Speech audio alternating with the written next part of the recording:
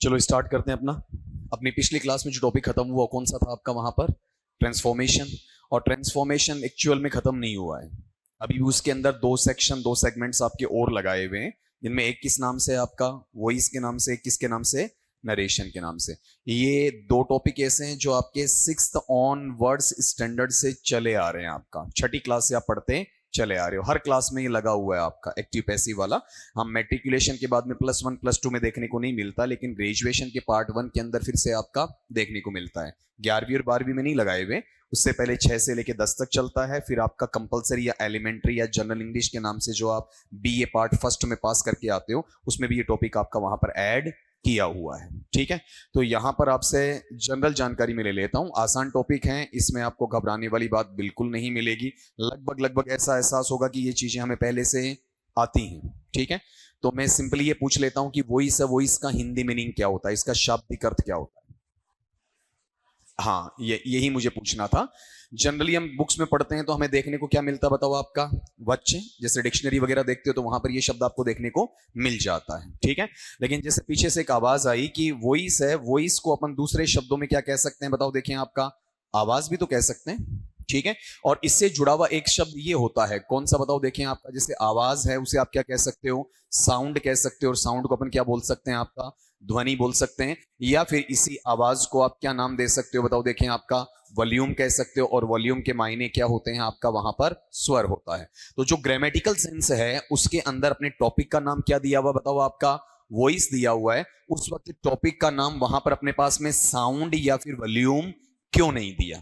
वो ऐसा भी तो कर सकते थे, वहां साउंड लिख सकते थे। वो ऐसा भी कर सकते थे, वहां पर वॉल्यूम लिख सकते थे। तो आप ये बताओ, उन्होंने साउंड क्यों नहीं लिखा, वॉल्यूम क्यों नहीं लिखा? जबकि वॉइस का मतलब भी क्या होता है? आवाज से लिया जाता है। इसके पीछे क्या लॉजिक रहा होगा ये सब जानते हैं। वॉइस का मतलब अच्छे होता है, आवाज होता है, किसी को बताने की बात नहीं है। सवाल अपना यह है कि साउंड इसका नाम क्यों नहीं रखा गया, जबकि साउंड में भी आवाज है। वॉल्यूम क्यों नहीं रखा गया? वॉल्यूम में भी क्या है आपका? वहां पर आवाज शब्द निकल कर आता है। ये तब है जैसे कई बार किसी एग्जामिनेशंस के अंदर आप क्या करते हो, इंटरव्यू को फेस करते हो, तो इस टाइप के सवाल उठा लिए जाते हैं कि आपको बेसिक्स की जानकारी है या फिर नहीं है। एनी वन ऑफ यू, कोई भी बताओ।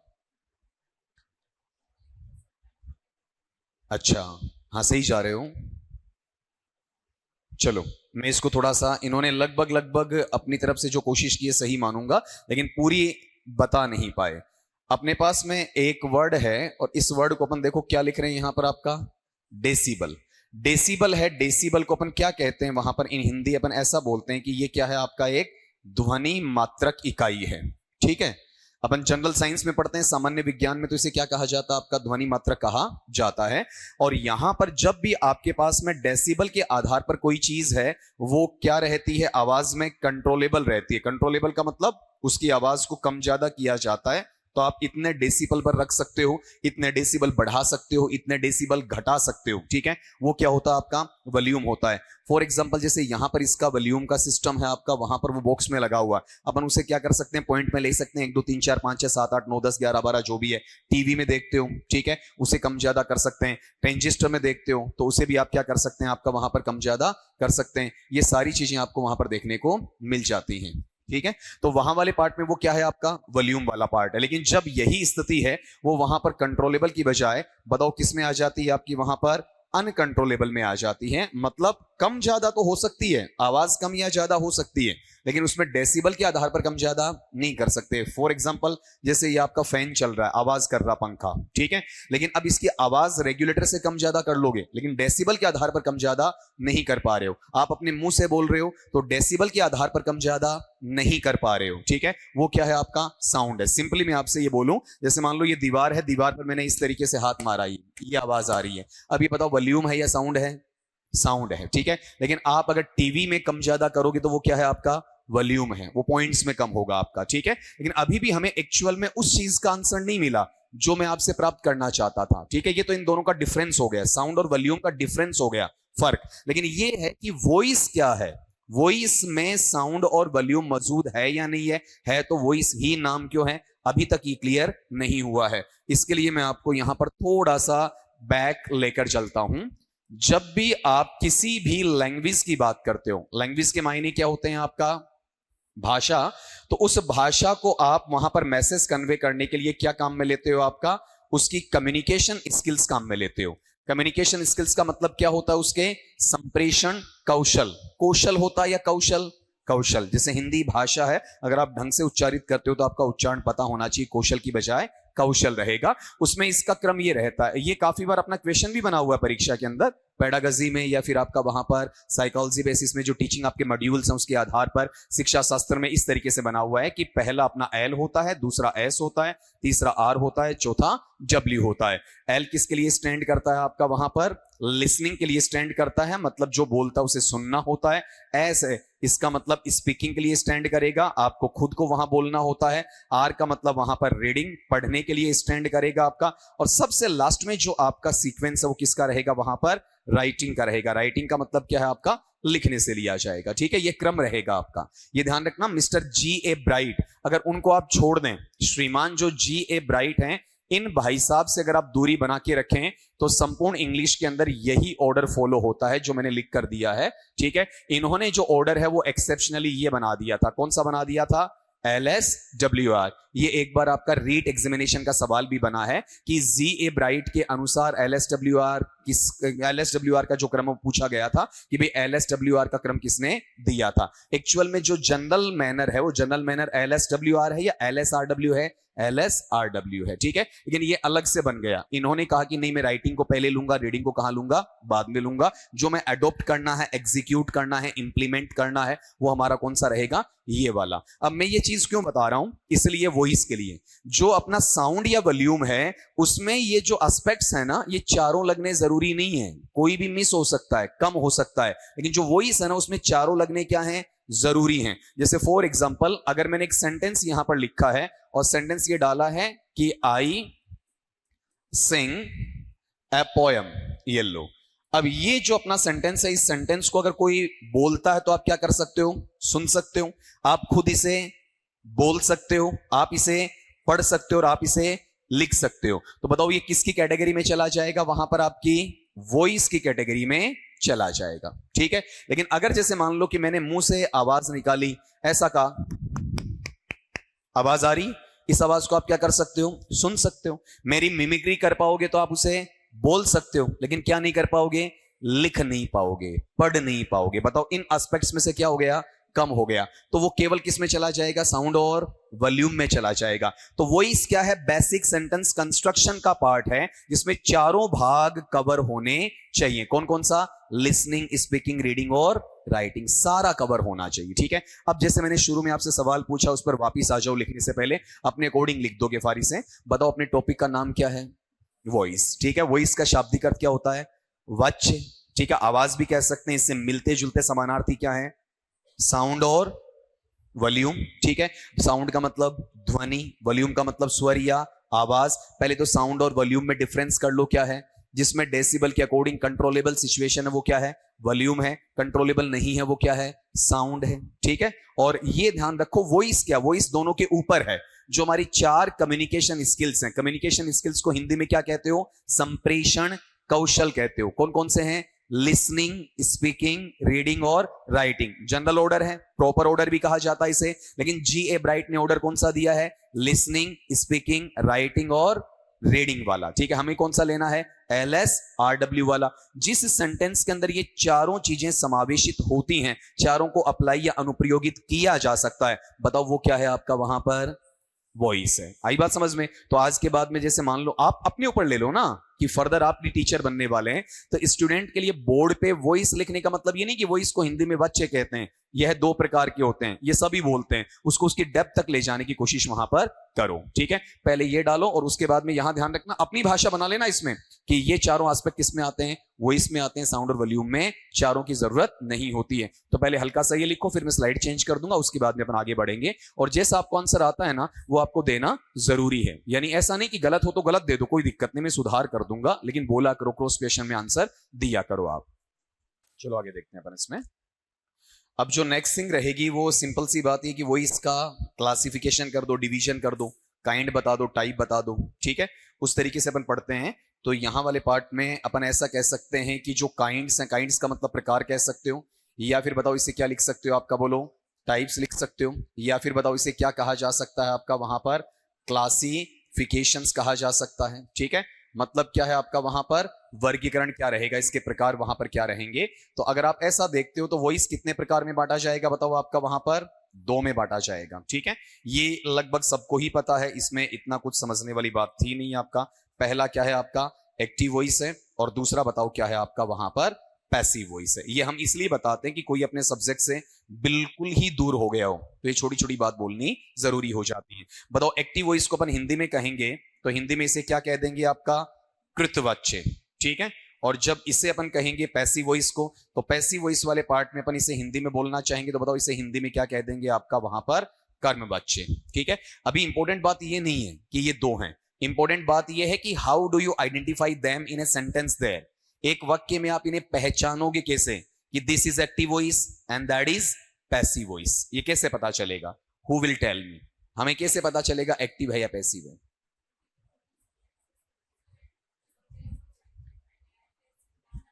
हाँ, चलो इसे भाषा में डालता हूं, मैं लिखने के लिए टाइम दे दूंगा इसे आपको।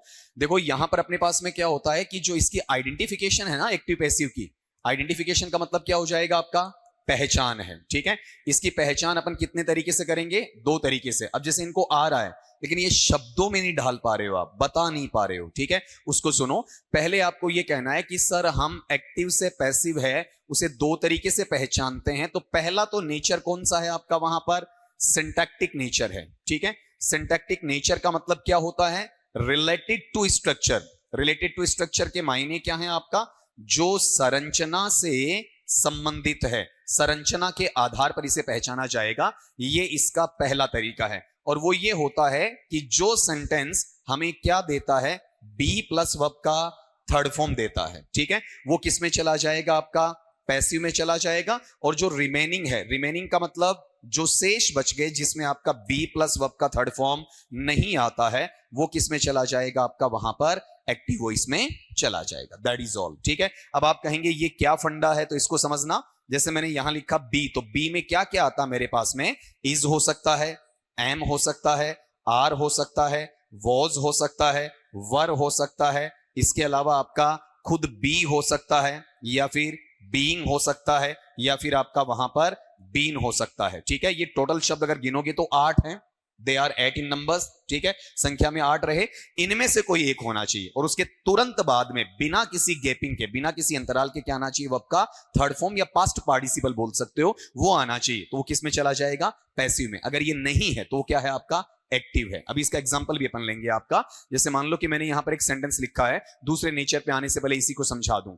अगर मैं यहां ऐसा लिखता हूं कि आई टीच इंग्लिश, एकदम सिंपल सा सेंटेंस उठाता हूं मैं आपके लिए समझाने के लिए कि मैं अंग्रेजी विषय का या आंग्ल भाषा का अध्यापन करवाता हूं या पढ़ाता हूं, और मैंने इसी सेंटेंस को ऐसा लिख दिया आपका, जिसमें यह लिख दिया है आपका कि इंग्लिश, और उसके बाद में डाला है इज, और फिर यहां पर लिखा है आपका टॉट, और उसके बाद में आ जाएगा बाई मी। अब ये कैसे बना ये अपन बाद में बात करेंगे, 20-30 मिनट बाद में आ जाएगा, कैसे सीखा आपने वो बात की बात है। फिलहाल तो हमें केवल ये बताना है कि यहां पर ये जो पैटर्न है, ये बताओ किसका है, एक्टिव का है या पैसिव का, एक्टिव वॉइस का। कैसे, क्या नहीं है उसमें, बी प्लस थर्ड फॉर्म नहीं। गौर से देखोगे तो ये इजमार वोजवर बी बिंग बीन पूरे सेंटेंस में ही है ही नहीं। ठीक है, थर्ड फॉर्म तो दूर की बात, तो ये ऑटोमेटिकली किस में है आपका, बताओ देखिए वहां पर एक्टिव वॉइस में है। अब नीचे वाला आसानी से आप पहचान सकते हो, बताओ एक्टिव है या पैसिव है, पैसिव। ऐसा नहीं कि एक एक्टिव है तो दूसरा अपने आप पैसिव हो गया, वो नहीं, कारण सहित बताना है। बताओ इसमें बी फॉर्म कौन सा है, इज है। ठीक है, और फिर यहां पर पास्ट पार्टिसिपल या वर्ब का थर्ड फॉर्म क्या है, बताओ देखें आपका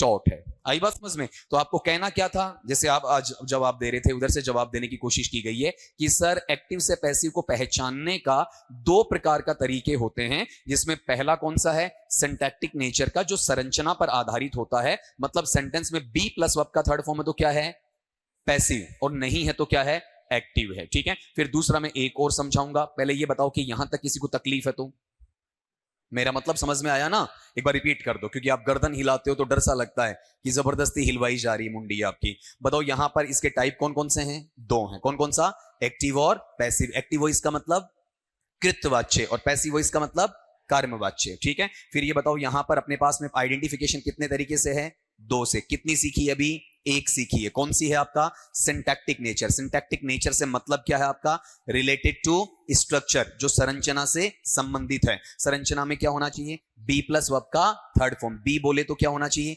is, am, are, was, were, be, being, been, इनमें से कोई एक शब्द और प्लस में वर्ब का थर्ड फॉर्म। वर्ब के थर्ड फॉर्म का स्पेशल नाम क्या रखते हैं अपन? Past participle. वर्ब के थर्ड फॉर्म का अच्छी इंग्लिश में क्या बोलते हैं? Past participle. ठीक है, अगर वो है तो क्या है? पैसिव है। और जो बच गया वो क्या बताओ आपका? एक्टिव है। ठीक है, मैं स्लाइड यहां पर रख रहा हूं, फिर धीरे से चेंज कर दूंगा इसे। आपका नोट कर दो इसे। नोट करने में आपको 10-20 सेकंड ज्यादा लगते हैं, मुझे रोक लिया करो, कोई समस्या नहीं है। नहीं लिखा तो हाथ खड़ा कर दो कि सर अभी लिखा नहीं है। ठीक है, छोटी से छोटी चीज को नोट कर लो ताकि दोबारा पढ़ो तो समस्या नहीं आए, नोट्स आपके अच्छे बन जाएं। अब देखो, इसमें ये अपना पहला पार्ट था, इसमें कि आप किस बेस पे पहचान रहे हो इसे? सिंटैक्टिक नेचर पे। अब इसके बाद में जो अगला अपन लेंगे वो इसमें आ जाएगा आपका दूसरे वाला, और उसे अपन जिस नाम से पढ़ेंगे वो क्या हो जाएगा आपका वहां पर? Semantic nature. ये ज्यादा इंपॉर्टेंट है। पहले वाला आपको कहीं भी सीखने को मिल सकता है, हो सकता है आपने पहले पढ़ा हो या फिर जनरली लगभग लगभग को आता ही है। सिमेंटिक नेचर वो होता है जो रिलेटेड टू या फिर संबंधित है, जुड़ा हुआ है। बताओ, स्ट्रक्चर से जुड़ा हुआ है या फिर आपका मीनिंग से जुड़ा हुआ है? मीनिंग से, अर्थ से जुड़ा हुआ है। ट्रांसलेशन, अनुवाद आपको लेना पड़ेगा। ठीक है, वाक्य का अनुवाद निकालो फिर पता चलेगा। इसमें तरीका क्या वो सुनो। आपका जो सेंटेंस है उस सेंटेंस में जो डूअर ऑफ एक्शन है, डूअर ऑफ एक्शन के मायने क्या है? जो काम करने वाला है। इस वर्ड को सीख लेना आप, ये क्या कहना चाहता है। जब आप ऐसा पढ़ते हो DRIVE और इसमें ER जुड़ जाता, मतलब ये ई हट जाएगा, तो ये क्या हो जाएगा बताओ आपका? ड्राइवर।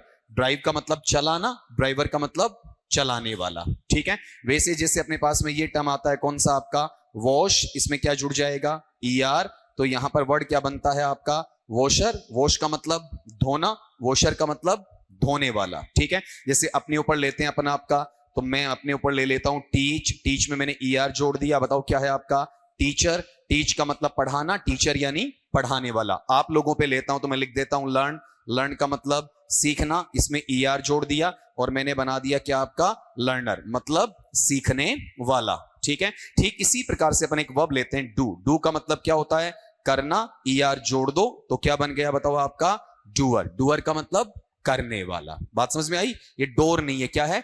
डूअर। जब इसे पढ़ोगे ना तो इसका प्रोनाउंसिएशन लाइक दैट, ये आपका साइन हो जाएगा डूअर। ठीक है, इस तरीके से रह पूरा पढ़ा नहीं जाएगा। और क्या करने वाला?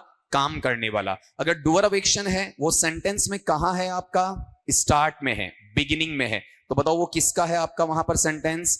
एक्टिव वॉइस का है। ठीक है, लेकिन अगर मैं इस डूअर ऑफ एक्शन को दूसरी भाषा में अपन ये वर्ड भी देते हैं भाई, कुछ जगह डूअर ऑफ एक्शन लिखा हुआ नहीं मिलता है, कुछ किताबों में क्या लिखा हुआ मिल सकता है? एजेंट। एजेंट भी कौन है? डूअर ऑफ एक्शन ही है। लेकिन ये ध्यान रखना, डूअर ऑफ एक्शन हमेशा सब्जेक्ट तो जरूरी ही नहीं है। डूअर ऑफ एक्शन कई बार ऑब्जेक्ट भी होता है, तो मैंने सब्जेक्ट नहीं लिखा है आपका, मैंने यहां पर क्या लिखा बताओ आपका? डूअर ऑफ एक्शन लिखा है या एजेंट लिखा है। ठीक है, और मैं यहां पर ऐसा कहता हूं आपका कि मेरे पास में जो आपका डूअर ऑफ एक्शन है या फिर अपना एजेंट है वो कहां है? सेंटेंस के लास्ट में है या फिर है ही नहीं, उसका अस्तित्व ही नहीं है, तो वो एक्टिव में है या फिर बताओ किस में है आपका वहां पर? पैसिव में। पैसिव में है। ठीक है, इस चीज के लिए अपन एक सेंटेंस यहां पर और बनाते हैं और जिससे तुम आराम से मुझे समझा सकते हो कि ये सेंटेंस क्या है। मैंने लिखा है यू लर्न इंग्लिश। आप अंग्रेजी भाषा या आंग्ल भाषा पढ़ते हैं और मैंने नीचे ये लिखा है आपका यहां पर कि इंग्लिश इज, और फिर टर्म है इसमें लर्नड बाय यू।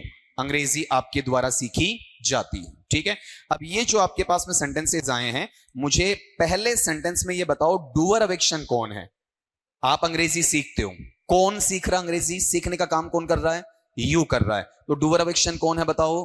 यू है। ठीक है, कहां है? सेंटेंस के स्टार्ट में है। बताओ पैसिव है या फिर एक्टिव है? बोलो आपका एक्टिव हो जाएगा। ठीक है, लेकिन अगर मैं ये कहता हूं कि अंग्रेजी आपके द्वारा सीखी जाती है, अब भी इसमें काम करने वाला इंग्लिश है या यू ही है? यू ही है। डूअर ऑफ एक्शन एजेंट अब भी यू है, लेकिन कहां है? सेंटेंस के लास्ट में है, तो बताओ ये क्या है आपका? पैसिव है। अपन इस सेंटेंस को ऐसा भी तो लिख सकते थे, इतना ही कि इंग्लिश इज लर्न, अंग्रेजी सीखी जाती है, अंग्रेजी पढ़ी जाती है। ये लो फुल स्टॉप लगा दिया। अब ये बताओ अंग्रेजी किसके द्वारा सीखी जाती है, किसके द्वारा पढ़ी जाती है? हमें जानकारी नहीं है। इस सेंटेंस में किसकी कमी है? डूअर ऑफ एक्शन की कमी है। डूअर ऑफ एक्शन नहीं है, और डूअर ऑफ एक्शन नहीं है तो बताओ ये किस में चला जाएगा आपका? एक्टिव में या फिर पैसिव में? पैसिव में चला जाएगा। ठीक है, आज के बाद वो धारणा हटा देना। कौन सा?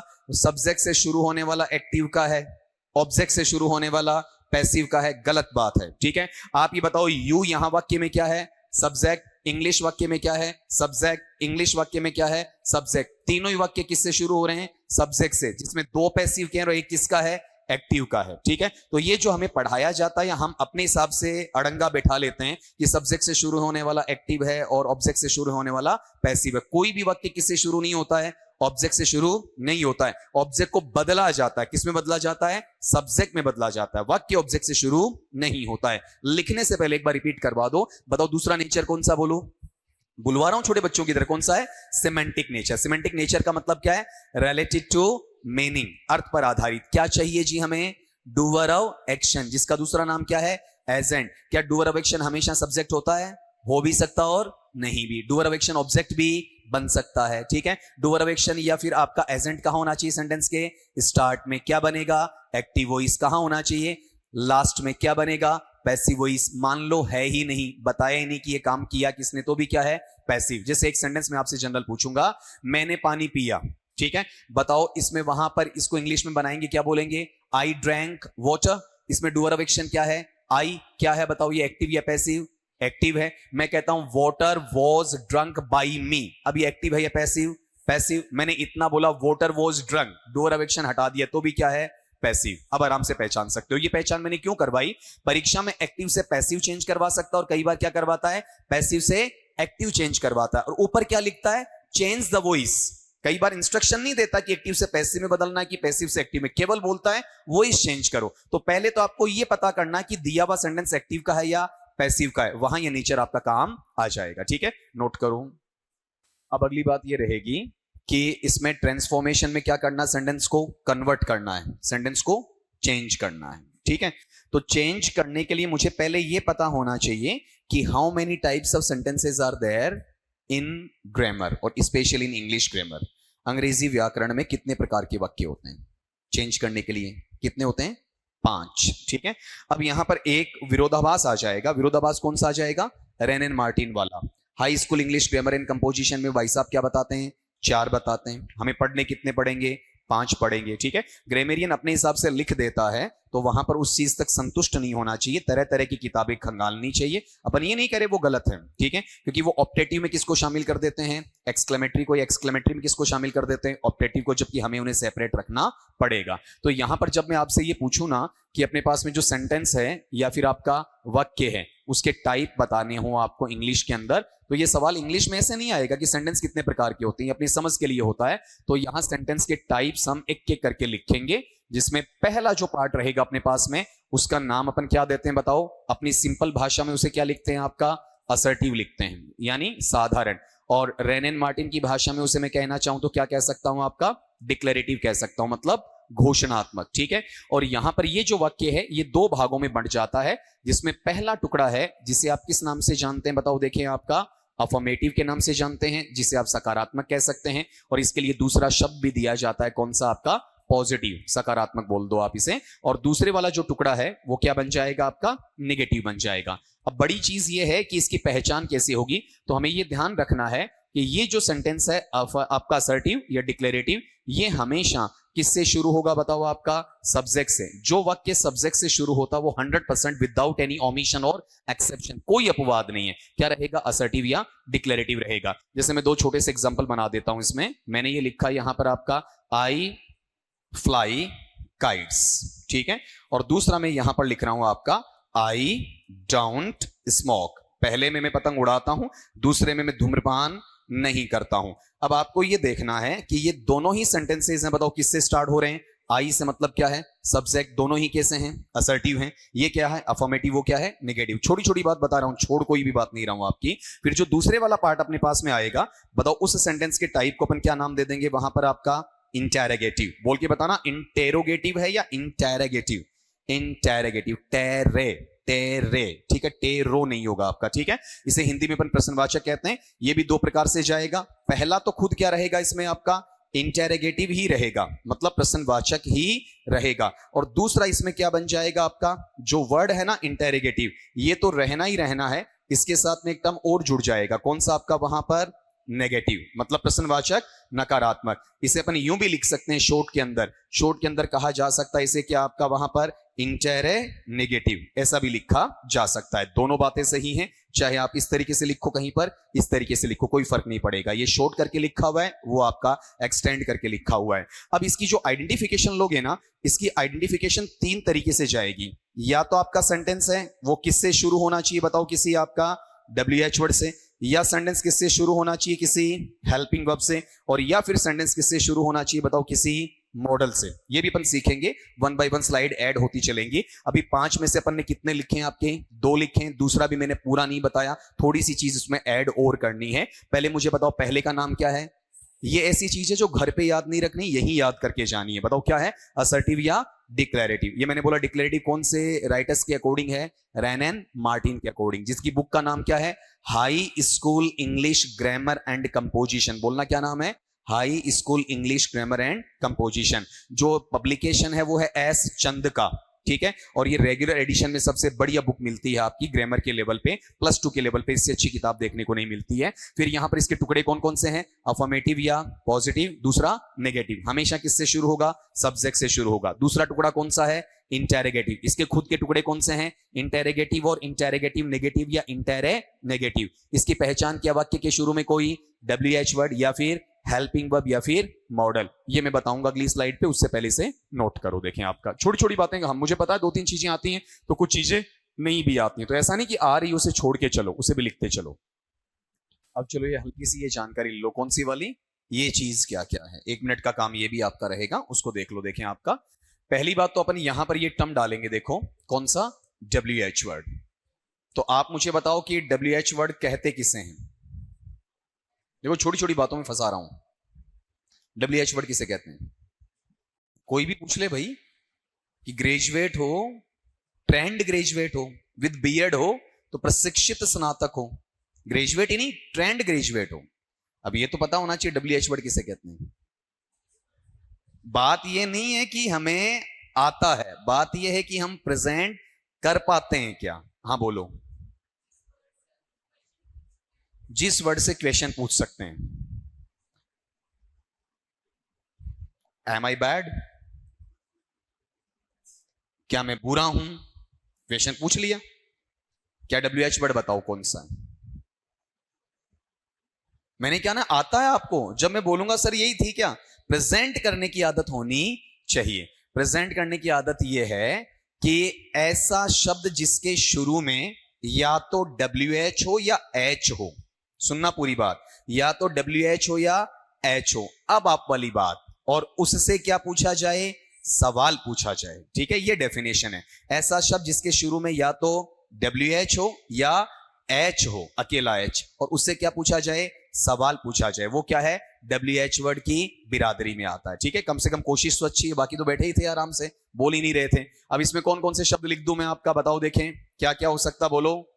वॉट, या फिर क्या आ सकता बताओ आपका, वाई, या फिर क्या हो सकता है आपका, वैन, या फिर क्या हो सकता है आपका, वेयर, या फिर क्या हो सकता है बताओ, विच, या फिर क्या हो सकता है आपका, हु, या फिर क्या हो सकता है आपका, whom, या फिर क्या रह सकता है आपका, whose। ये सारे वो हैं जिनके शुरू में क्या है, WH है, ठीक है। अब इसी कैटेगरी में अपन ये ले लेंगे, कौन सा, देखो अपने पास में क्या टर्म है आपका, हाउ, क्या है, H। लोग कहते हैं अपवाद है, अपवाद नहीं है, डेफिनेशन ही नहीं बताते वो। डेफिनेशन ये है WH या शुरू में H होना चाहिए। हाउ से बनने वाले सारे मेंबर्स आ जाएंगे, बताओ कौन कौन सा है आपका वहां पर, हाउ मच, इसके अलावा बताओ कौन सा रह जाएगा आपका, हाउ मैनी, इसके अलावा क्या रहेगा इसमें आपका, हाउ फा, कितनी दूर के लिए, या फिर क्या हो सकता है आपका, हाउ ओल्ड, कितनी उम्र हो गई, कितना पुराना हो गया, ठीक है। या फिर क्या हो सकता है, हाउ ऑफन, कितनी दफा, ठीक है। ये सारे टर्म इसके अंदर आ जाएंगे। जब मैंने ये कहा ना WH होना चाहिए शुरू में या H शुरू में होना चाहिए, लेकिन सवाल पूछना चाहिए, उसका जवाब भी मैं आपको देता हूं। आपके पास में एक शब्द है WHETHER।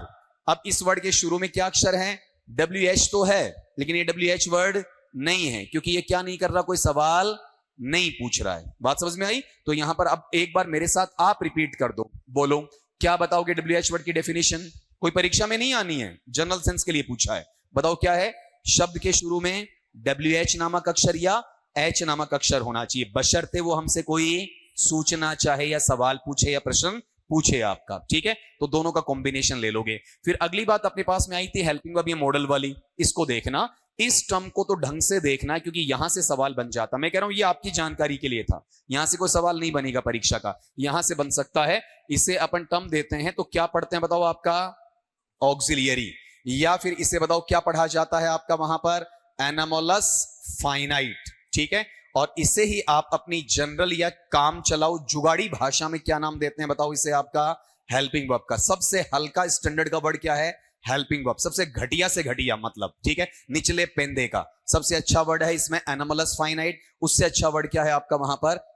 ना, उससे अच्छा वर्ड कोई नहीं है, ठीक है? ऑक्सिलियरी मीडियोकर है, दोनों के बीच का रहेगा, ठीक है? बेटर वर्ड बोलो तो क्या कह सकते हो उसे? आपका एनामोलस फाइनाइट कह सकते हो। अब जब इनके अपन बात करते हैं तो इसका वेरिएशन है, इसका क्लासिफिकेशन इस तरीके से बांट सकते हो। जो पहले वाला होता है उसे अपन क्या कहेंगे? आपका प्राइमरी ऑक्सिलियरी। और जो दूसरे वाला होता है उसे अपन क्या कह देंगे बताओ? आपका सेकेंडरी ऑक्सिलियरी। और ये जो प्राइमरी ऑक्सिलियरी है ये ऐसे चलेगा, इसमें पहले एक प्रधान शब्द लेंगे, कौन सा? बी लेंगे। इससे अपन क्या क्या निकाल सकते हैं? 5 निकाल सकते हैं। कौन सा? इज, एम, आर, वॉज, वर। कहने को तो इससे 8 शब्द निकलते हैं, लेकिन मैं यहां 5 ही क्यों लिख रहा हूं? क्योंकि इन 8 में से 5 ऑक्सिलियरी का काम करते हैं, बाकी 3 ऑक्सिलियरी का काम नहीं करते, ठीक है? दूसरा प्रधान शब्द अपन इसमें लेते हैं, वो कौन सा है? आपका हैव है। इससे क्या क्या निकल जाएगा? आपका हैज है या फिर हैव है, और क्या है? आपका हैड है। और तीसरा अपन लेंगे, वो कौन सा है? आपका डू है। तो डू से क्या क्या निकाल लोगे? डू है, डज है, और क्या है? आपका डिड है। अब सवाल क्या बनेगा? इंग्लिश में प्राइमरी ऑक्सिलियरीज कितनी है? प्राइमरी हेल्पिंग वर्ब्स कितनी है? प्राइमरी एनामोलस फाइनाइट्स कितनी है? तो आंसर होगा कि 5 + 3 + 3 = 11। कितनी है वहां पर? आपका 11 है। ये क्वेश्चन बन गया। अगला ये कह सकता है निम्नांकित में से कौन सा प्राइमरी ऑक्सिलियरी है, या निम्नांकित में से कौन सा प्राइमरी ऑक्सिलियरी नहीं है। इस तरीके से सवाल बन सकता परीक्षा का। दूसरा जो सेकेंडरी ये वाला पैटर्न होता है, बताओ इसे अपन क्या पढ़ते हैं? आपका वहां पर मॉडल्स के रूप में पढ़ते हैं, मॉडल ऑक्सिलियरी भी इसे कहा जा सकता है। इसमें जिन शब्दों को अपन काम में लेंगे कौन कौन से बताओ जल्दी से? आपका कैन, या फिर क्या हो सकता है? कुड, या फिर क्या है बताओ? आपका मे, या फिर क्या हो सकता है? आपका माइट। अगला बोलना क्या है? विल, हाँ आगे पीछे ले सकते हो, या फिर वुड। इसके अलावा क्या है बताओ? आपका शैल, या फिर क्या हो सकता है? शुड, ठीक है? इसके अलावा बोल के बताओ क्या है आपका वहां पर? हाँ जी, मस्ट, ठीक है? इसके अलावा क्या हो जाएगा आपका? ought to, ठीक है? आउट नहीं है, ये ought है। या फिर अपने पास में क्या रहेगा आपका? used to, ठीक है? या फिर क्या हो जाएगा आपका? नीड। इसे निगेशन में ज्यादा काम में लेते तो मैं नोट ब्रैकेट में लिख रहा हूं। और या फिर अपने पास में क्या रहेगा? डेयर। इसे भी निगेशन में ज्यादा काम में लेते तो क्या हो जाएगा? Not, dare not. ये 2 + 2 + 2 + 2 + 2 + 2 + 1 = 13। तो मॉडल ऑक्सिलियरीज कितनी है आपके पास में? 13 हैं। जैसे क्लास में मेरा पहले भी जिक्र हुआ है, सवाल ये पूछा गया कि अंग्रेजी में एनामोलस फाइनाइट्स कितने हैं? तो 11 और 13 जोड़ दो, बताओ कितने हो गए? 24 हो गए, ठीक है? अब देखो यहां से सवाल किस तरीके से पूछा जा सकता है। मॉडल्स कितने हैं? 13 हैं। निम्नांकित में से कौन सा मॉडल और कौन सा नहीं है? आपकी प्राइमरी ऑक्सिलियरीज कितनी हैं? 11 हैं। निम्नांकित में से कौन सी ऑक्सिलियरी प्राइमरी है या नहीं है? या फिर टोटल ऑक्सिलियरी कितनी होती हैं? टोटल आपके एनामोलस फाइनाइट्स कितने होते हैं, ठीक है? इस तरीके से आपका सवाल वहां पर बनेगा। जब अपन मॉडल पढ़ते हैं तो भी ये चीज सेम की सेम निकल कर आती है, जब अपन ये चीज पढ़ेंगे तो भी सेम की सेम निकल कर आती है। ये स्लाइड अपनी निकल क्यों आई, बनी क्यों? यहां से बनी। इंटरगेटिव शुरू किस किस से होता है बताओ? WH वर्ड, मॉडल या हेल्पिंग वर्ब से। तो ये तो रहे WH वर्ड, ये रहे जनरल हेल्पिंग वर्ब, ये रहे आपके मॉडल्स वाले। इनमें से किसी से भी शुरू होने वाला सेंटेंस क्या है? आपका इंटरगेटिव या प्रश्नवाचक है, ठीक है? लिख दो। देखें आपका, आपसे जब पूछता हूं तो देखो आप थोड़ा हिचकिचाते हो इस डर के मारे कि मेरा गलत होगा। हो जाने दो, अपनी बातें कमरे के अंदर तक सीमित हैं, बाहर जाकर नहीं कहता। मेरे वाले बच्चों को ये नहीं आता, किसी को नहीं बताऊंगा मैं, ठीक है? किसी टीचर को नहीं, किसी बच्चे को नहीं, यही कहूंगा हमारे बच्चे सबसे इंटेलिजेंट है साहब, सबसे बढ़िया है, ठीक है ना? बोला करो ताकि मुझे खोल के ज्यादा बता सकूं। अब इसके जनरली अपन 1-2 एग्जांपल लिखेंगे, इससे आप इजीली बता पाओगे कि ये जो अपना सेंटेंस है वो कौन सा है। जैसे आपसे ये पूछा गया किसी के द्वारा कि how do you estimate this, या फिर अपने पास में टर्म यहां पर अगले ने ये डाल दिया आपका व्हाट डू यू डू, या फिर अपने पास में ऐसा सेंटेंस लिखा गया आपके लिए, have you accomplished the project, और या फिर आपसे यह पूछ लिया गया कैन यू स्पीक फ्रेंच। अब इसमें इन चारों सेंटेंसेस हैं, इनके अंदर आपको वहां पर दो चीजें देखने को मिलती हैं। एक तो सिंपल से सिंपल तरीका यह होता है कि ये इंटेरोगेटिव है या नहीं है, इसके लिए आप यहां पर ये पंक्चुएशन मार्क है, इंटेरोगेशन मार्क या mark of interrogation, question mark, इससे पता लगा लेते हो। और दूसरी बात यहां पर ये क्या है, H से स्टार्ट होने वाला प्रश्न पूछने वाला, WH से स्टार्ट होने वाला प्रश्न पूछने वाला, प्राइमरी हेल्पिंग वर्ब और क्या है आपका सेकेंडरी हेल्पिंग वर्ब या फिर मॉडल ऑक्सिलियरी है। ठीक है, यहां स्लाइड पे जगह कम थी तो मैंने इनको यहां पर लिखा है, इनको ज्यादा समझाने की आवश्यकता नहीं पड़ेगी, आराम से पहचान सकते हो। प्रश्नवाचक वाक्य इन्हीं तरीकों से बनेंगे। ठीक है, ये चार मैक्सिमम है, H वाला, WH वाला, प्राइमरी हेल्पिंग वर्ब वाला और या फिर किसका आपका मॉडल ऑक्सिलियरी वाला। ये इसलिए बोला मैंने, जैसे आप भी कल को टीचिंग करते हो तो आपको ये नहीं देखना कि व्हाट डू यू नो, आपको कितना आता है, डजंट मैटर। सामने वाला जो बच्चा बैठा है, ठीक है, उसके लेवल तक जाकर बताने की कोशिश करो, क्योंकि आपके पास में कौन सी क्लास का बैठेगा, छठी का भी बैठेगा, 8वीं का भी बैठेगा, 10वीं का भी बैठेगा। तो उन बच्चों के लिए वो चीज इंपॉर्टेंट नहीं है कि सर आपको क्या आ रहा है, मैडम आपको क्या आ रहा है, वो ये कह रहे हैं कि आप हमें क्या सिखा पा रहे हो। ठीक है, तो कई बार अपना नॉलेज झाड़ना अच्छी बात नहीं होती है, उसे एक्सप्रेस करना बेटर होता है। फिर अपन आते हैं इसके तीसरे सेंटेंस में, दो सेंटेंस अपन ने सीख लिए। तीसरा जो प्रकार है सेंटेंस का, बताओ वो क्या है आपका, वहां पर बोलो, इतना लिख दिया, इतना तो हिंट मिल जाना चाहिए। क्या है आपका इंपेरेटिव। इसे आप आदेशात्मक कह सकते हो, आज्ञा सूचक कह सकते हो, आज्ञात्मक कह सकते हो, आज्ञार्थक कह सकते हो, विद्यार्थक कह सकते हो, मनोदशक कह सकते हो, अलग अलग शब्द आते हैं, लेकिन हमें उनसे मतलब नहीं है, हमें मतलब है इसकी आइडेंटिफिकेशन से। आइडेंटिफिकेशन का मतलब इसकी पहचान से मतलब है। तो इसकी पहचान मूलतः चार तरीके से होती है। या तो वाक्य की शुरुआत में क्या आना चाहिए, वर्ब का फर्स्ट फॉर्म, जैसे मैंने एग्जांपल ये लिया है आपका कि किसी मेहमान के आपके पास आने के बाद में आप उसकी इज्जत करते हैं तो आप कहते हैं कृपया आप बैठ जाइए। बताओ किससे शुरू हुआ, सिट से। सिट क्या है वर्ब का फर्स्ट फॉर्म, सेंटेंस क्या हो जाएगा, इंपेरेटिव। ये ध्यान रखना, ये जो चीजें मैं यहां लिख रहा हूं ना, ये सारी चीजें कहां होनी चाहिए, सेंटेंस के आपका स्टार्ट में होनी चाहिए, बीच में आते ही वो इंपेरेटिव नहीं बनेगा। ठीक है, दूसरा इसका तरीका ये हो सकता है कि आप किसी को क्या कह दो, बताओ देखें कि सेंटेंस किससे शुरू होता है, डू नॉट प्लस वर्ब के फर्स्ट फॉर्म से। जैसे आपने ये लिखा वहां पर कि डू नॉट या डोंट वरी, चिंता मत करो सब ठीक होगा। बताओ यहां किससे स्टार्ट हो रहा है, डू नॉट प्लस वर्ब के फर्स्ट फॉर्म से। बड़ा भी बना सकते हो, do not make a blunder there, do not make a nonsense there, इस तरीके से लंबा भी खींच सकते हो, कोई दिक्कत नहीं है। फिर जो तीसरा है, वो तीसरा तरीका क्या है, सेंटेंस किससे स्टार्ट होगा, लेट से। ठीक है, जैसे एग्जांपल लेते हैं अपन, सेंटेंस ऐसा लिखा जाए, लेट मी डू दिस, यह काम मुझे करने दो। बताओ ये सेंटेंस यहां पर किससे स्टार्ट हो रहा है, लेट से स्टार्ट हो रहा है। और जो चौथा तरीका है, उसमें आपके वाक्य के शुरू में आपको क्या मिल सकता है, या तो प्लीज, या फिर बताओ क्या हो सकता है, काइंडली, और प्लस में क्या होना चाहिए, वर्ब का फर्स्ट फॉर्म होना चाहिए। फॉर एग्जांपल इनमें से किसी एक का अपन लिख देते हैं, जैसे मैं ये लिखता हूं आपका प्लीज कॉमा, और फिर टर्म आता है assist me in my work, कृपया मेरे काम में मेरी सहायता कीजिए, मेरे काम में मेरी मदद कीजिए। ठीक है, तो आप यहां पर बताओ कि ये जो सेंटेंस आपको देखने को मिल रहा है, इसमें शुरुआत में क्या है, प्लीज, उसके साथ में वर्ब का फर्स्ट फॉर्म। एक बार रिपीट करो, तीसरे सेंटेंस का नाम क्या है, इंपेरेटिव। किस किस से शुरू होता है बताओ, आपका वर्ब के फर्स्ट फॉर्म से, या फिर डू नॉट प्लस वर्ब के फर्स्ट फॉर्म से, या फिर लेट से, या फिर प्लीज या काइंडली के साथ में वर्ब के फर्स्ट फॉर्म से। वो सेंटेंस कौन सा है, इंपेरेटिव। सेंटेंस कितने टाइप के थे, 5। कितने तक आ गए अपन, 3 तक। 2 बातें अपन और करेंगे, फिर उसके बाद में अपने मेन टॉपिक पे वापस आ जाएंगे। नोट कर दो, देखें से आपका यहां वाले पार्ट में अपना चौथा सेंटेंस है। चौथे सेंटेंस की जानकारी अगर आपको हो तो बोल सकते हो। बताओ सेंटेंस का नाम क्या रहेगा वहां पर आपका, ऑप्टेटिव। ऑप्टेटिव सेंटेंस है। एक्चुअल में इसके लिए एग्जैक्ट एक हिंदी शब्द आपको नहीं निकालना है। ये ऐसे वाक्य होते हैं जिसमें आशीर्वाद का भाव होता है।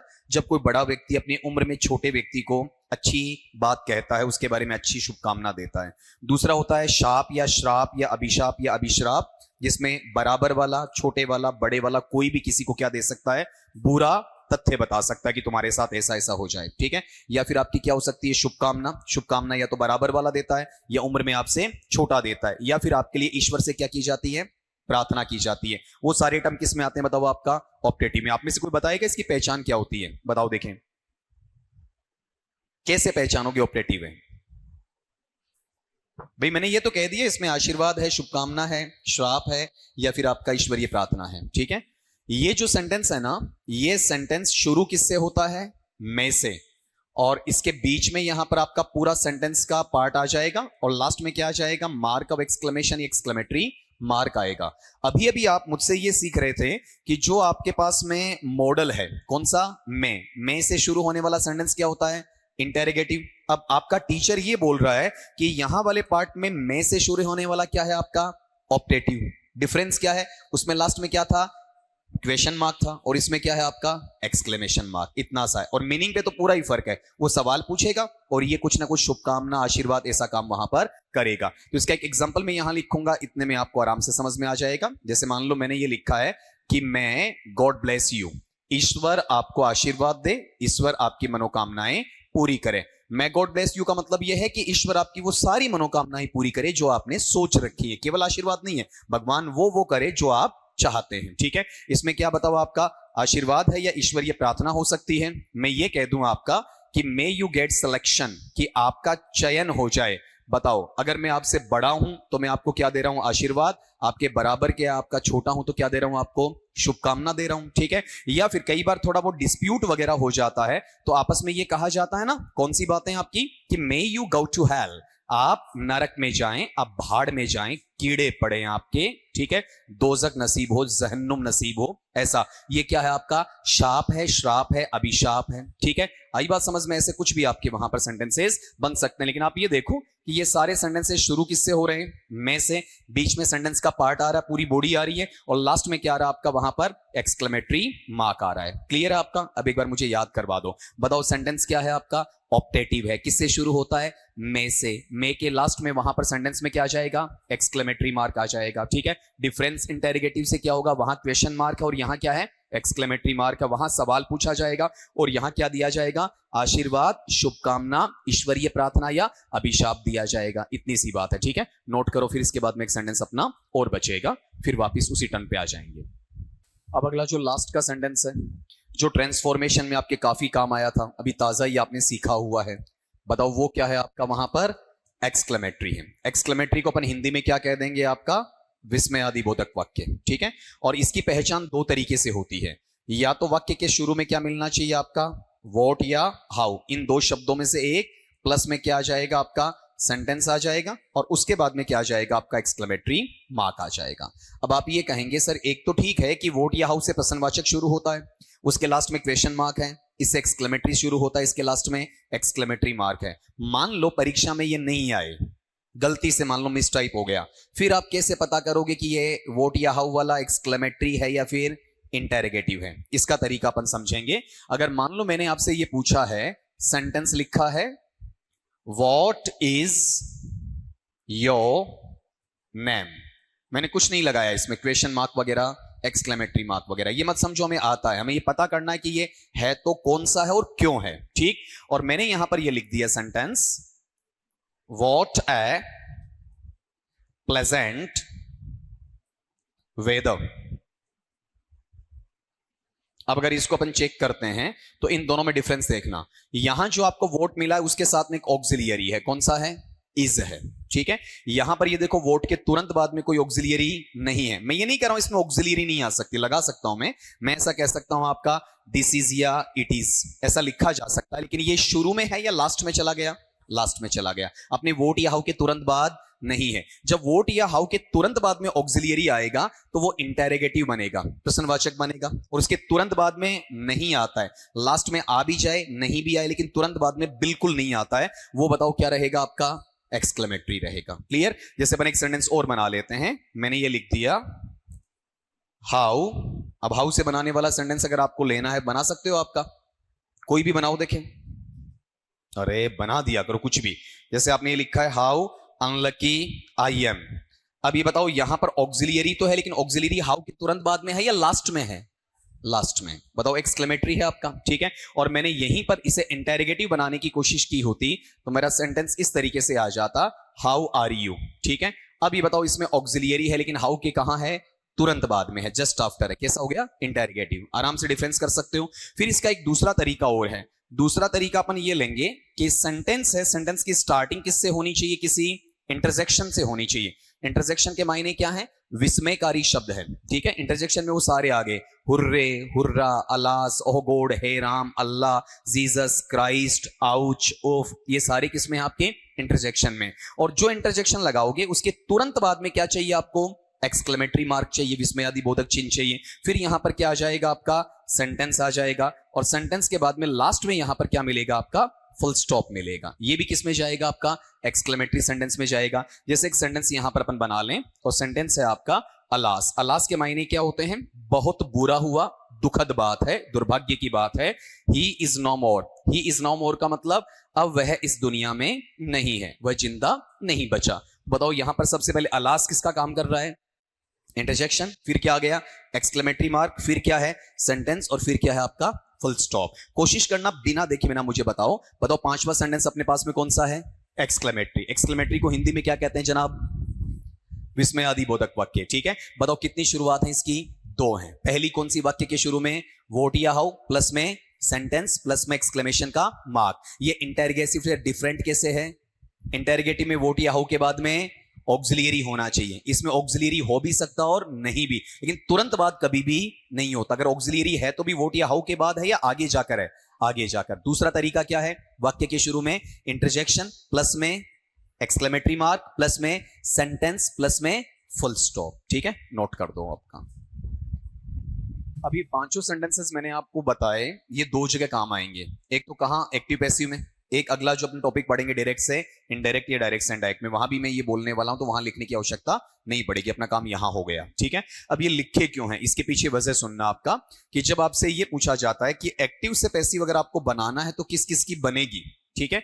तो यहां पर ये जो हमसे सवाल पूछा जाता है, असर्टिव और डिक्लेरेटिव का क्या बनाया जाता है, एक्टिव से पैसिव या पैसिव से एक्टिव बनाया जाता है, ठीक है। फिर अगली बात यहां पर ये है अपने पास में, ये दूसरे वाला देखो नीचे रहा, ये इंटेरोगेटिव है, इसका भी एक्टिव से पैसिव या पैसिव से एक्टिव बनाया जाता है। और फिर जो नेक्स्ट वाला अपने पास में कौन सा आपका वहां पर तीसरे वाला इंपेरेटिव, इसका भी एक्टिव से पैसिव या पैसिव से एक्टिव बनाया जाता है, ठीक है। बाकी जो रह गए कौन सा, ऑप्टेटिव और एक्सक्लेमेटरी, उसका पैसिव बनाया नहीं जाता है। आप उसे क्या कर सकते हैं, सिंटैक्टिकली बना तो सकते हैं लेकिन वो सिमेंटिकली गलत हो जाएगा। तो परीक्षा में कभी भी ऑप्टेटिव का पैसिव नहीं पूछा जाता है, एक्सक्लेमेटरी का पैसिव नहीं पूछा जाता है। लेकिन जब डायरेक्ट से इनडायरेक्ट की बात करते हैं तो तीन सेंटेंस का नहीं होता, वो कितने का होता है, पांचों का होता है। एक्टिव से पैसिव कितने का होता है, तीन का होता है। कौन कौन से का होता है, असर्टिव, इंटेरोगेटिव और इंपेरेटिव, जो अपने को तीनों पढ़ने हैं, ठीक है। लेकिन वहां तक अपनी बात जाए उससे पहले एक चीज और, जब अपन जनरली टेंस का नाम लेते हैं तो टेंस के नाम पर भी ऐसा कहा जाता है, सब टेंस की आप क्या बना लेते हो, वॉइस, लेकिन पेपर में पूछी भी नहीं जाती और करेक्ट भी नहीं होती है। सबकी बनाने को आप बी थर्ड जोड़ तो दोगे लेकिन वो सेंटेंस करेक्ट नहीं बनेगा आपका। एक्चुअल में टेंस के आधार पर कौन कौन से टेंस की पैसिव बनती है और कौन से की नहीं बनती है, वो अपना सवाल है। तो अपन एक बार सिंपली यहां पर एक का नाम लिख देते हैं, इससे आपको सारी चीजें क्लियर हो जाएंगी। जैसे पहला टुकड़ा अपन लेते हैं, कौन सा है आपका, प्रेजेंट। प्रेजेंट के अंदर जो पहला भाग है, ठीक है, बताओ वो क्या कहा जाता है। या तो उसे आप क्या नाम दे सकते हैं, सिंपल नाम दे सकते हैं, या फिर बताओ उसे क्या कह सकते हैं, आपका इंडेफिनिट कह सकते हैं। इंडेफिनेट होता है या इंडेफिनिट होता है, इंडेफिनिट। आप इसे बोलते हैं ना present simple, simple present, present indefinite, ऐसा कुछ नाम देते हैं।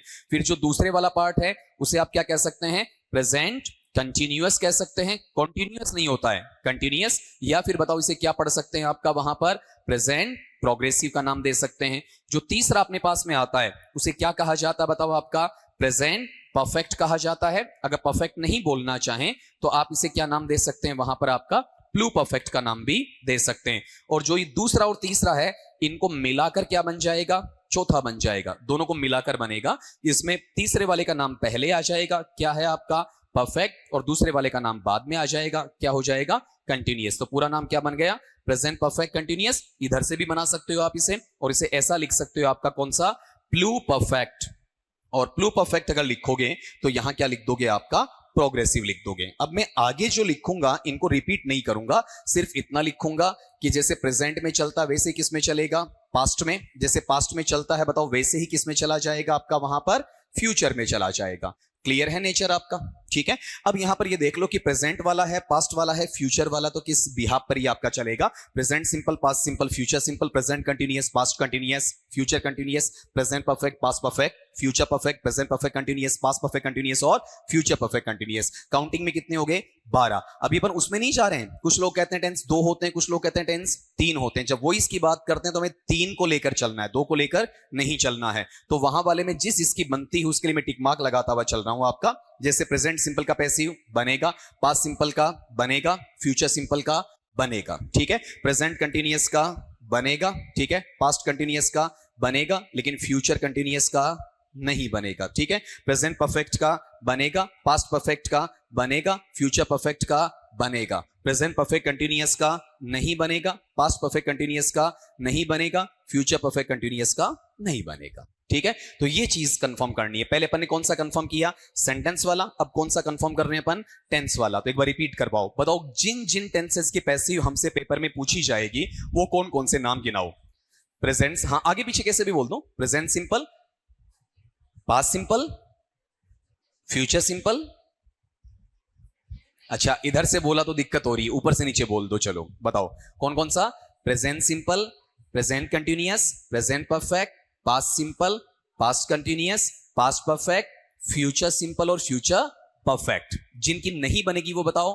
Present perfect continuous, past perfect continuous, future continuous और फ्यूचर परफेक्ट कंटिन्यूअस। कई लोग बना देते हैं इन चारों की जबरदस्ती, वो हमें दिखाएंगे ये लो बी प्लस वर्ब का थर्ड फॉर्म है, लेकिन वो सिमेंटिकली इनकरेक्ट हो जाएगा। ठीक है। सेंटेंस वो अच्छा होता है जो सिंटैक्टिकली और सिमेंटिकली दोनों तरीके से क्या होता है? सही होता है। एक तरीके से भी गलत है तो वो सेंटेंस वहां पर कंसीडर नहीं किया जाएगा। ये जो एसएससी के बच्चे तैयारी करते हैं ना, एसएससी और बैंक वाले, वो इनकी बना देंगे आपको। ये बोलेंगे लो सर इसकी मैंने पैसिव बना दी। वो क्या जोड़ेंगे उसमें? ये ढूंढेंगे बी प्लस वर्ब का थर्ड फॉर्म, लेकिन वो सेंटेंस प्रॉपर वे में करेक्ट नहीं होता है। नोट कर दो इसे।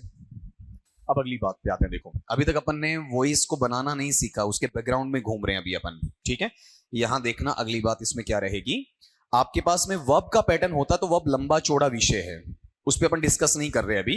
वर्ब के कई रूप होते हैं, मुझे उनसे मतलब नहीं है। मुझे पैसिव में मतलब है कि पैसिव में कौन से वर्ब से हमारा क्वेश्चन बनता है, उसके बारे में ध्यान देना है। तो यहां पर 2 चीजें आपको सीखनी है। मैं ये जो 2 लाइंस खींच रहा हूं ना, इसे इसका मतलब ये मत समझ लेना कि वर्ब 2 ही प्रकार की होती है, बहुत प्रकार की होती है। ठीक है। लेकिन उसमें अपन नहीं जा रहे, अपन वॉइस के संदर्भ में जा रहे हैं। तो यहां पर एक नाम तो अपने पास में ये निकलता है। ठीक है। कौन सा बताओ? आपका ट्रांजिटिव। ट्रांजिटिव का अपन हिंदी में मीनिंग ले लेंगे। बताओ क्या है आपका वहां पर? सकर्मक। इसके मायने क्या है? जो कर्म के सहित है, मतलब जिसमें हमें क्या मिलेगा सेंटेंस में? वर्ब के बाद ऑब्जेक्ट मिलेगा। वर्ब के तुरंत बाद में क्या आ जाए या थोड़ा बाद में क्या आ जाए? ऑब्जेक्ट आ जाए। तो मैं यहां आपको समझाने के लिए लिख रहा हूं कि इसमें हमें क्या मिलेगा? ऑब्जेक्ट मिलेगा। ठीक है। और दूसरे वाला जो पार्ट है वो क्या है बताओ? आपका वहां पर इंट्रांजिटिव है। तो इंट्रांजिटिव के मायने क्या हो जाते हैं? सकर्मक का विलोम बता दो मुझे। बताओ सकर्मक का उल्टापन लेना चाहेंगे तो वो क्या बनेगा आपका वहां पर? अकर्मक हो जाएगा। और इसमें सीधी सी बात है कि अकर्मक में कर्म का क्या है? अभाव है, कमी है। मतलब इसमें हमें क्या नहीं मिलेगा? ऑब्जेक्ट नहीं मिलेगा। पहले इनका एक एग्जांपल लेके सीखते हैं अपन। जैसे मैंने सेंटेंस यहां पर लिखा है कि रवि, और फिर डाला है आपका डांसिस। रवि नृत्य करता है। ये लो, रवि यहां सब्जेक्ट है, डांसिस यहां पर क्या है? वर्ब है। इस वर्ब के बाद ऑब्जेक्ट नहीं है। ठीक है। बताओ ये ट्रांजिटिव है या फिर इंट्रांजिटिव है? इंट्रांजिटिव है। ठीक है। लेकिन मैंने इसी सेंटेंस को मॉड्यूलेशन दिया और ये लिखा है आपका वहां पर Ravi sings a song. Ravi एक गाना गाता है, एक गीत गुनगुनाता है। ऐसा रवि सब्जेक्ट है, सिंग्स आपका वर्ब है और ए सॉन्ग क्या है? आपका ऑब्जेक्ट है। ये इंट्रांजिटिव है या ट्रांजिटिव है? ट्रांजिटिव। आराम से पहचान गए। ठीक है। ये रट्टा मत मान लेना कि ये डांस हमेशा इंट्रांजिटिव है, सिंग हमेशा ही ट्रांजिटिव है, ऐसा कुछ नहीं होता है। ये सेंटेंस पे डिपेंड करेगा कि वो ट्रांजिटिव कब बनेगा और वो इंट्रांजिटिव कब बनेगा। अब इसमें समझाना क्या था मुझे आपका? जो ये ट्रांजिटिव होता है उसका पैसिव बनाया जाता है और इंट्रांजिटिव का पैसिव नहीं बनाया जाता है। अगर सेंटेंस में इंट्रांजिटिव वर्ब दे दिया और अगला कहता वो चेंज करो, तो नीचे ऑप्शन मिलेगा none of these, none of the above, या ऐसा मिलेगा the sentence can not be passivized. इस सेंटेंस का पैसिव वॉइस बनाया नहीं जा सकता है। ठीक है। इस तरीके से चलेगा। तो अपने पास में यहां पर यह ध्यान रखना है कि वर्ब के संदर्भ में कितनी वर्ब्स का ध्यान रखना है? 2 का। पहला कौन सा? ट्रांजिटिव सकर्मक जो अपने साथ ऑब्जेक्ट लेकर आता है। दूसरा कौन सा? इंट्रांजिटिव जो जो अपने साथ ऑब्जेक्ट लेकर नहीं आता है। इंट्रांजिटिव का पैसिव नहीं बनता है और ट्रांजिटिव का पैसिव बनता है। क्लियर है आपका? नोट डाउन करो इसे। चलो देखो इसमें अगला। अभी इसके बैकग्राउंड में एक चीज अपने को और समझनी है, और वो ये है आपका कि कुछ वर्ड्स आपके इंग्लिश में ऐसे होते हैं जिन्हें अपन किसका नाम देते हैं, वहां पर पजेसिव वर्ड्स का नाम देते हैं। ठीक है, यानी स्वामित्व सूचक, अधिकार सूचक, मालिकाना हक बताने वाले।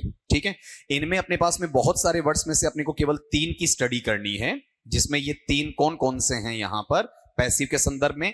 एक आपका हैज रहेगा, एक आपका हैव रहेगा, और एक आपका हैड रहेगा। ये जो हैज और हैव है ये कौन से टाइम को इंडिकेट करेंगे? आपका वहां पर प्रेजेंट को इंडिकेट करेंगे, और ये हैड किसको इंडिकेट करेगा? आपका पास्ट को इंडिकेट करेगा। ठीक है, अब इसका एक एग्जांपल लेके अपन देखते हैं किस तरीके से ये डील हो सकते हैं। जैसे मैंने सेंटेंस यहां पर लिखा है कि आई हैव ए बाइक, कि मेरे पास में एक दुपहिया वाहन है या मोटरसाइकिल है, या फिर मैं ऐसा लिख सकता हूं यहां पर आपका कि ही हैज ए बाइक, कि उस लड़के के पास में, उस व्यक्ति के पास में क्या है? आपका एक बाइक है। ठीक है, अब यहां पर आप देख सकते हो इसमें ये दोनों के दोनों कौन से टाइम को इंडिकेट कर रहे हैं? आपका वहां प्रेजेंट को। ठीक है, और बाइक पर इनका क्या है? स्वामित्व है। तो ये हैव और हैज यहां हेल्पिंग वर्ब हैं या पजेसिव हैं? पजेसिव हैं। ठीक है, अब यही चीज अपन पास्ट वाले में ले जाते हैं, तो इन दोनों सेंटेंस के लिए ऐसा लिखा जा सकता है, जैसे आई लिख दो या ही लिख दो, दोनों में लागू होगा। अपन लिख सकते हैं had a bike, I had a bike या ही डे बाइक, मतलब मेरे पास एक बाइक थी या उसके पास एक बाइक थी। ये किस में चला जाएगा? प्रेजेंट में या पास्ट में? पास्ट में चला जाएगा, लेकिन ये हेल्पिंग वर्ब है या फिर पजेसिव है? पजेसिव है। अब ये समझ में आ गया कि अगर हैज हैव हैड किसका काम करे? पजेसिव का काम करे, तो ऐसे हालात के अंदर उसका अपन क्या नहीं बनाएंगे? पैसिव नहीं बनाएंगे। लेकिन ये ध्यान रखना, ये नहीं कह रहा हूं कि हैज हैव हैड का पैसिव बनता ही नहीं है। मैंने क्या बोला है? हैज हैव हैड का तब पैसिव नहीं बनता है जो वो किसके फॉर्म में होते हैं?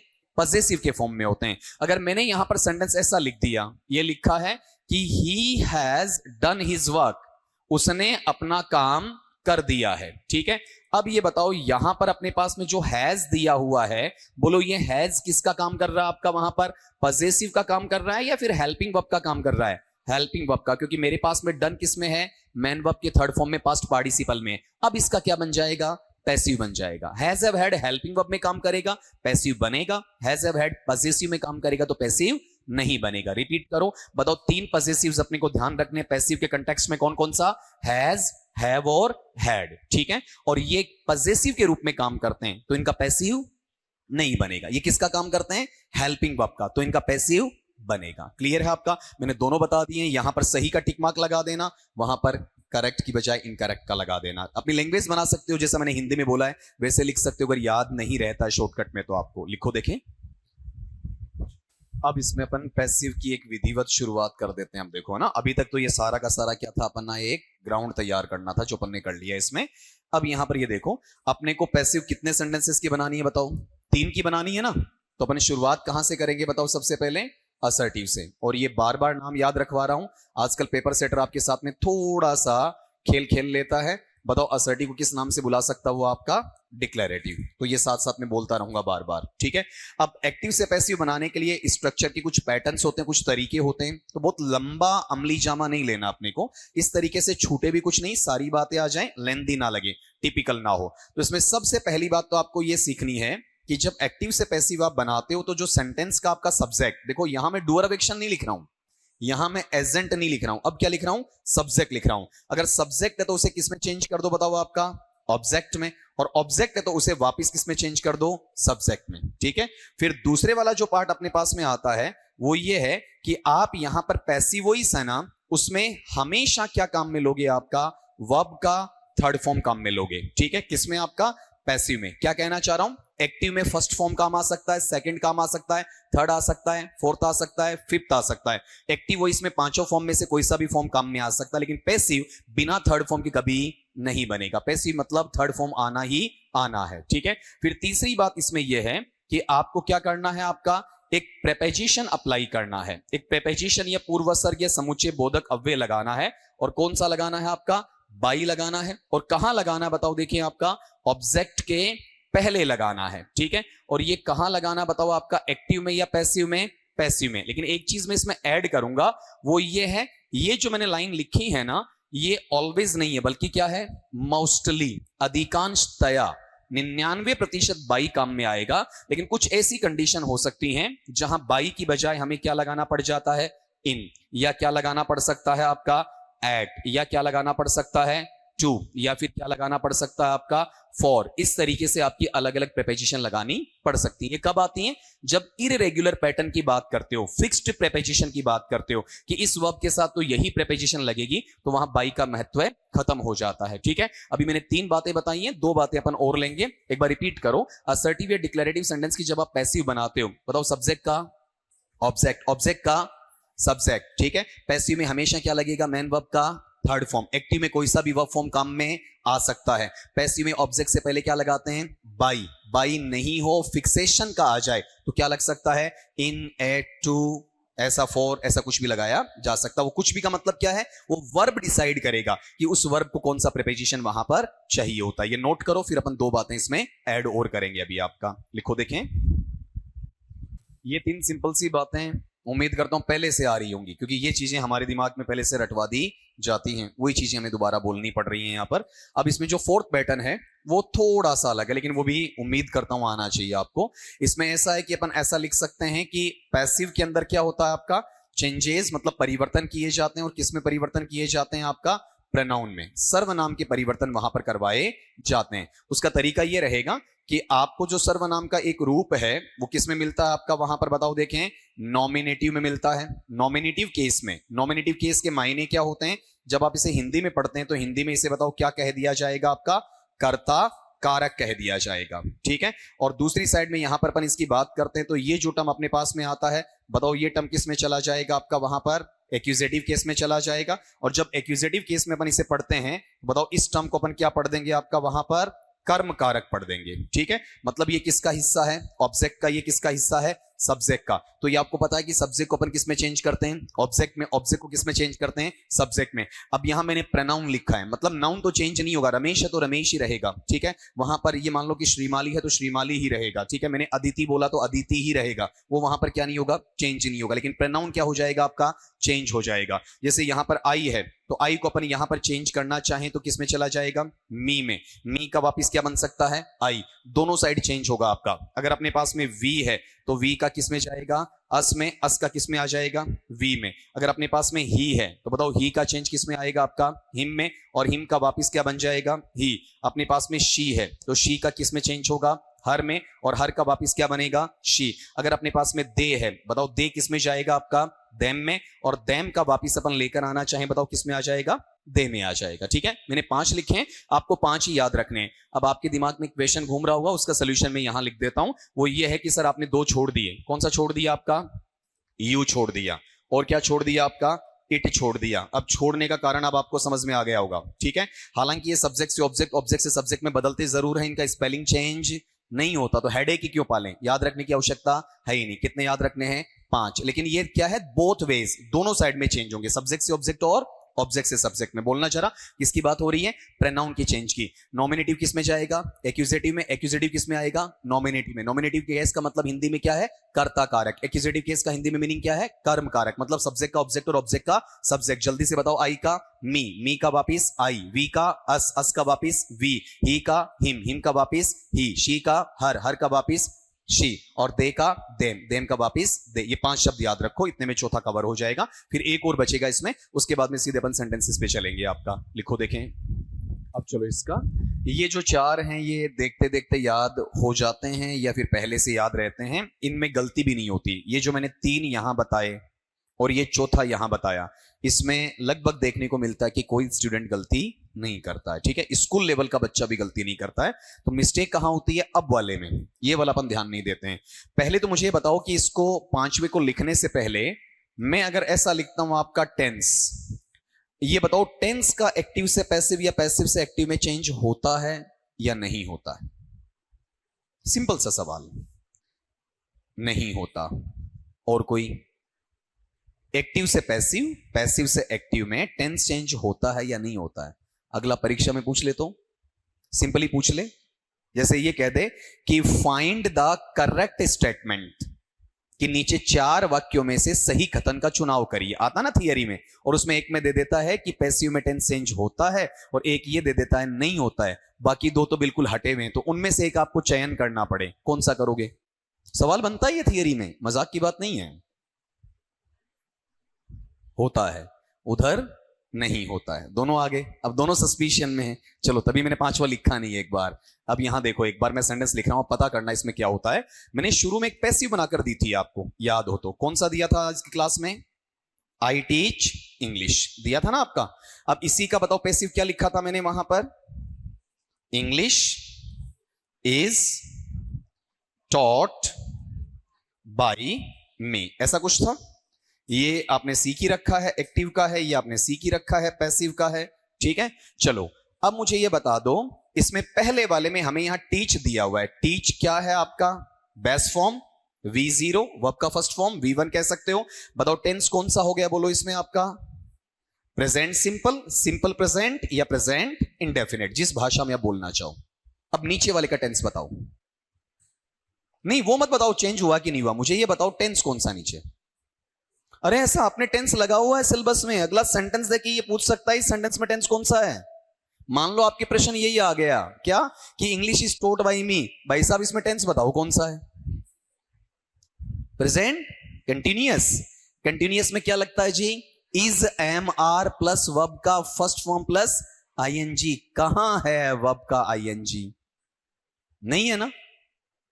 प्रेजेंट सिंपल ही है ये, ठीक है। ये प्रेजेंट सिंपल की पैसिव है, लेकिन टेंस वापिस क्या है?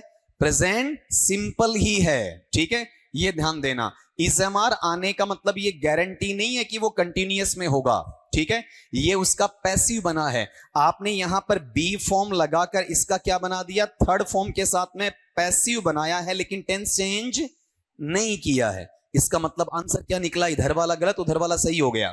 एक्टिव से पैसिव में टेंस चेंज नहीं होता है, डायरेक्ट से इनडायरेक्ट में टेंस चेंज होता है, ठीक है। एक्टिव से पैसिव में कभी टेंस चेंज नहीं होता है।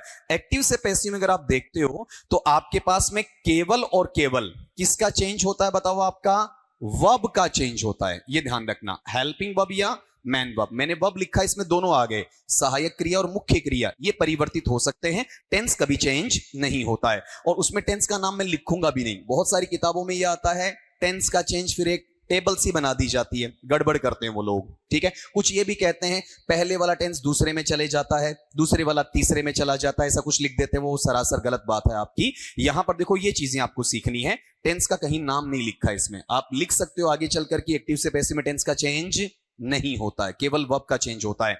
इसमें हमें क्या मिलेगा? वर्ब का फर्स्ट फॉर्म, आवश्यकता पड़ने पर क्या मिल सकता है? एस या ईएस, या फिर हमें सेंटेंस में क्या दिया जा सकता बताओ? डू या डज, और प्लस में वर्ब का फर्स्ट फॉर्म। अगर इसका पैसिव मुझे बनाना है तो ये पैसिव किसमें बनेगा आपका? वहां पर इज एम आर, प्लस में क्या लग जाएगा? वर्ब का थर्ड फॉर्म। मैं नोट नहीं लिख रहा हूं, इधर नोट है तो आगे भी नोट आएगा, इधर नोट नहीं है तो आगे भी नोट नहीं आएगा। पॉजिटिव का पैसिव पॉजिटिव में है, नेगेटिव का पैसिव नेगेटिव में है, ठीक है। फिर दूसरा तरीका इसमें यह है पैसिव वाला, अगर वर्ब का सेकंड फॉर्म मिलता है आपको, या फिर क्या मिलता है? डिड प्लस वर्ब का फर्स्ट फॉर्म मिलता है, ठीक है। तो इसे पैसिव में किसमें चेंज करेंगे आपका? वहां पर वॉज या वर प्लस वर्ब का थर्ड फॉर्म, ठीक है। तीसरी बात अपने पास में ये आती है कि अगला अगर आपको ये देता है इज है, एम है, आर है, प्लस में क्या है? वर्ब का फर्स्ट फॉर्म प्लस आईएनजी है। अगर इसका पैसिव अगला आपसे पूछता है तो आपको इजएमआर तो वैसा रखना ही रखना है। इसमें एक चीज और ऐड कर देता हूं, नहीं तो एक लाइन आपकी बढ़ जाएगी, उसको अपन नहीं बढ़ाएंगे वहां पर, इसके अंदर ही कंक्लूड कर देते हैं। जैसे वोज आ सकता है या फिर वर आ सकता है, क्योंकि टेंस के हिसाब से तो अपन डिस्क्रिप्शन ले ही नहीं रहे। वर्ब का फर्स्ट फॉर्म प्लस आईएनजी आ जाता है तो यहां पर अपन क्या रखेंगे? इजएमआर आ रहा है तो इजएमआर ले आओ, ठीक है। और अगर आपका वोजवर आ रहा है तो आप क्या कर दो? वहां पर वोजवर ले आओ। और जो आईएनजी आ रहा है उसे किस में चेंज कर दो? आपका बीइंग में चेंज कर दो, और प्लस में वर्ब का थर्ड फॉर्म। लेकिन एक बात ध्यान देने वाली है, कौन सी? ये बीइंग तभी आएगा जब आईएनजी किसके साथ हो? इजएमआर या वोजवर के साथ हो। अकेला वर्ब का first form plus ING being में नहीं ले जाना है। वो बीइंग में कब ले जाना है? जब वर्ब के फर्स्ट फॉर्म प्लस आईएनजी के पहले इनमें से एक शब्द आपके पास में होना चाहिए, तभी वो जाएगा, अदरवाइज नहीं जाएगा। फिर अगला जो अपने पास में पैटर्न है वो ये रहेगा, कौन सा? जैसे हैज दे दिया, या फिर क्या दिया? हैव दे दिया, या फिर क्या दे दिया? हैड दे दिया, और प्लस में वर्ब का थर्ड फॉर्म दे दिया। जब इसके पैसिव की बात करते हो तो हैज हैव में से जो आता है प्रेजेंट में वो लगा दो, ठीक है। अगर पास्ट में दिया तो हैड लगा दो और उसके साथ में आप बीन लगाओगे और बीन के साथ में क्या आ जाएगा, वर्ब का थर्ड फॉर्म आ जाएगा, ठीक है। ये बीन कब आएगा, जब हैज हैव हैड के साथ में क्या होना चाहिए, वर्ब का थर्ड फॉर्म होना चाहिए। अकेला हैज हैव हैड बीन का गारंटी नहीं है, ठीक है। हैज हैव हैड के साथ क्या होना चाहिए, वर्ब का थर्ड फॉर्म होना चाहिए, तभी बीन लगेगा, अदरवाइज आपका बीन वहां पर नहीं लगेगा, ठीक है। फिर नेक्स्ट जो थिंग है वो कौन सी है, जब आपको क्या मिलता है, टू प्लस वर्ब का फर्स्ट फॉर्म होता है तो आप इसे चेंज करेंगे और इसे चेंज करके किस में लेकर चले जाएंगे, to plus be plus verb के थर्ड फॉर्म में ले जाएंगे, ठीक है। और एक और पैटर्न इसमें सीखना है, last but not the least, ये क्या है, जब आपको मॉडल दिया जाता तो आपको पता ही है मॉडल के साथ क्या लगता है, वर्ब का फर्स्ट फॉर्म लगता है। इसका पैसिव आप बनाएंगे तो ये बताओ किस में चला जाएगा, आपका मॉडल प्लस में क्या आ जाएगा, बी और प्लस में क्या आ जाएगा, वर्ब का थर्ड फॉर्म। मैंने कहीं टेंस का नाम नहीं लिखा है और टेंस से मतलब भी नहीं है, गौर करो। मैंने यहां प्रेजेंट पास्ट साथ रख रखे हैं, यहां प्रेजेंट पास्ट साथ रख रखे हैं, यहां पर टेंस की कोई बात मैं नहीं कर रहा हूं। किसकी बात कर रहा हूं, केवल वर्ब की बात कर रहा हूं। तो आप जब ये नोट करो ना तो यहां लिख देना कि एक्टिव से पैसिव में टेंस का चेंज नहीं होता, किसका होता है, वर्ब का चेंज। वर्ब का मतलब हेल्पिंग वर्ब या मैन वर्ब का चेंज होता है। अपनी भाषा में लिखेंगे और फिर उसके बाद में ये चीज आप कॉपी करें, लेकिन कॉपी करने से पहले एक बार मेरे साथ रिपीट करवा दें। सबसे मैन या इंपॉर्टेंट पॉइंट यही है इन पांचों में, बाकी चार आपको पहले से आते हैं या नहीं आते तो आज की क्लास में याद कर ही लिए हो, ठीक है। ये थोड़ा ध्यान देना है। बताओ वर्ब का फर्स्ट फॉर्म प्लस एस या ईएस या डू या डस प्लस वर्ब का फर्स्ट फॉर्म किसमें जाता है, is am are plus verb के थर्ड फॉर्म में, ठीक है। वर्ब का सेकंड फॉर्म या डिड प्लस वर्ब का फर्स्ट फॉर्म किसमें जाता है, वोज या वर के साथ वर्ब का third form. Is am are was were plus verb का फर्स्ट फॉर्म प्लस आईएनजी किसमें जाता है, is am are was were plus being plus verb का थर्ड फॉर्म, बशर्ते ये इनके साथ आईएनजी आए, अकेला आईएनजी वहां नहीं जाता है। Has have had plus verb का थर्ड फॉर्म किसमें जाता है, has have had plus being plus verb के थर्ड फॉर्म में जाता है, बशर्ते इनके साथ में थर्ड होना चाहिए। अकेला हैज हैव हैड बीन नहीं लेता है। टू प्लस वर्ब का फर्स्ट फॉर्म किसमें जाता है, to plus be plus verb के थर्ड फॉर्म में, और मॉडल प्लस वर्ब का फर्स्ट फॉर्म किसमें जाता है, modal plus be plus verb के थर्ड फॉर्म में जाता है। यहां थोड़ा चेक कर लो, देखो थर्ड है, थर्ड है, थर्ड है, थर्ड है, थर्ड है और थर्ड है। पैसिव बिना थर्ड फॉर्म के बनेगा नहीं, ठीक है। एक्टिव में सारे आ सकते हैं, देखो एक्टिव में फर्स्ट भी है, एक्टिव में सेकंड भी है, एक्टिव में थर्ड भी है, एक्टिव में आईएनजी भी है, एक्टिव में एसईएस भी है। एक्टिव में सारे फॉर्म आ सकते हैं, लेकिन पैसिव में हर हाल में क्या आना चाहिए, थर्ड आना चाहिए। थर्ड के बगैर नहीं बनेगा, नोट करो। हाँ, जिनकी बस बस निकल रही है वो निकल सकते हो आपका वहां पर। इसके बाद में फिर आज तो कुछ होगा नहीं और अभी नोट कर लो, तो आज की क्लास को यहीं पर फिनिश कर देता हूं मैं, ठीक है। बाकी अपन कब करेंगे आपका, कल कर लेंगे, ठीक है। सी यू टुमारो, नोट करके निकल लेना आप, ठीक है।